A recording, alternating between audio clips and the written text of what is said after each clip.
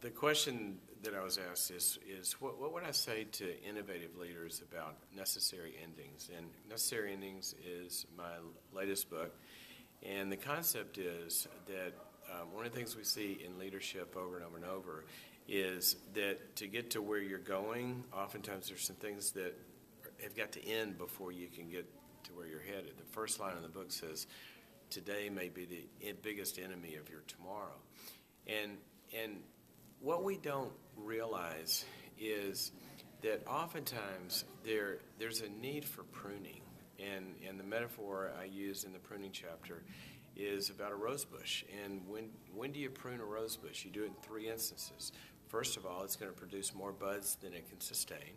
So you got to pick the best ones and prune the others because you need the resources of the vine going to what's best and where the future is and where the life of the bush is. Secondly, you prune the branches or the buds that are sick and not going to get well. You've tried everything. You've poured fertilizer. If you live in California, you talk to them. And, all the different techniques to try to, get it to get well. But it's diseased and it's terminal and it's refusing or in denial or whatever it is. And you got to clip it. And then thirdly, there's a lot of stuff that's been dead for a long time, and that needs to go away as well. And so what the book talks about is that function is one of the best things that you can build into the DNA of an organization, because you're always having to ask, what is holding us back and what of the old is getting in the way of what we want to innovate and become new. Now, here's the problem, that once you get into that, that's where leadership courage is really, really required.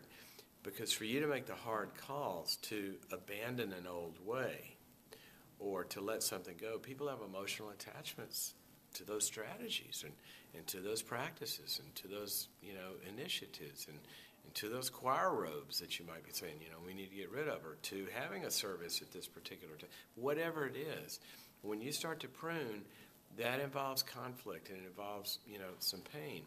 And what I find in leaders is that's where many of them hit the stall point, because as I talk a lot about this in the book, we have mental maps that will guide our functioning. And if it's in your wiring that to make that move or to maybe even fire a person or to shut something down or change a tradition or whatever it is, if your map says that, that's going to upset somebody, or I'm afraid of the unknown, or how do I negotiate that change process, and you begin to, see an error coming up, then everything freezes. And I've seen leaders have the best strategies and the best innovative ideas, unable to pull the trigger and prune what needs to happen because of these, really internal and interpersonal conflicts. And you got a lot of people that aren't performing sometimes and have become a problem. And how do you get into that space and know, does this person or does this strategy have hope, or does it have to go away? So that's kind of what the book's about. And it's very difficult. If you're going to be innovative, you're going to be entrepreneurial, you're going to be a pioneer, then remember this little phrase of what Jesus said when he was, kind of reminding everybody. He said, remember Lot's wife. And what happened with Lot's wife, God was calling them to a new place. And he said, don't look back. Unattach yourself from what needs to be pruned. And what happened when she was unable to do that, and she turned, she looked back, she's still standing out there in the desert, turned to salt. And so there are necessary endings that have to happen. Ecclesiastes says everything has a season. And there's a time to embrace certain strategies and people and all of this, and there's a time that says to shun from embracing.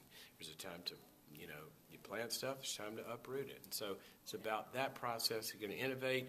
You got to be able to create some necessary endings, and that's something good to think about.